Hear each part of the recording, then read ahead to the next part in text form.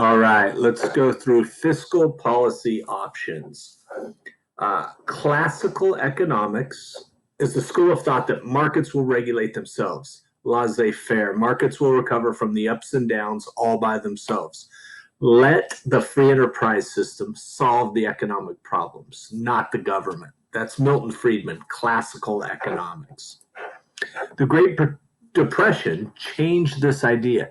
During the Depression, the economy didn't recover quickly. Prices fell, but demand didn't increase because nobody had jobs and nobody had money. So it didn't matter how low the price dropped, the demand did not go up.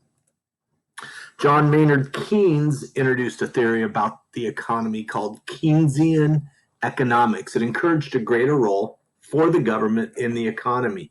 Keynes said the Depression lasted longer because neither consumers nor businesses had any incentive to increase spending. Companies would not increase production if consumers had no jobs to buy their products, but people weren't going to have money unless they had the job. So what comes first, the chicken or the egg? No company is going to hire people when nobody can buy, but nobody can buy unless they get hired. Keynes argued that the government could buy more goods and services, encouraging production, which in turn would put more people back to work. And that's what they did. They built the Hoover Dam, they built hospitals, they built railroads, they built schools, they built the San Antonio Zoo during the Depression. This gave people jobs. When people had jobs, they had money that they could then spend, thus starting to ramp up production for private industry.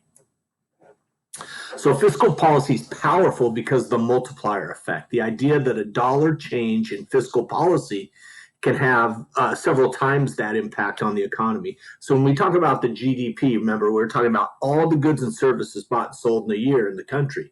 Well, if the government says we're going to build the San Antonio Zoo, okay, first they hire a company to do that, right? They're going to pay the company $100 million to build the zoo, right? Then that company has to go out and pay for the designer.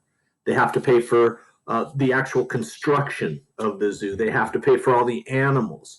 And all of that money gets dispersed throughout as they're building the zoo. Then the people that receive that money are going to spend the money. And then the people that receive their money are going to spend the money. So if the government does a $100 million project, it might be, $500 million to $1 billion economic impact on the GDP.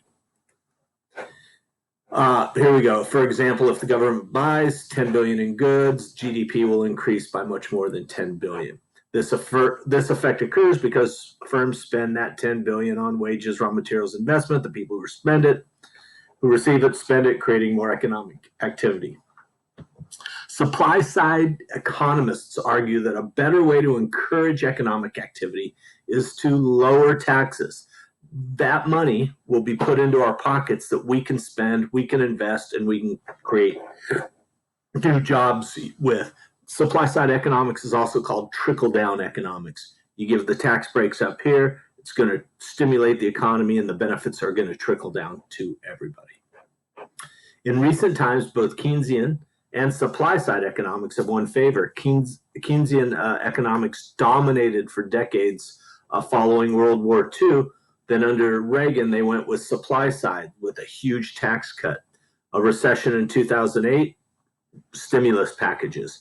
COVID, stimulus package. Those are Keynesian principles. Peace.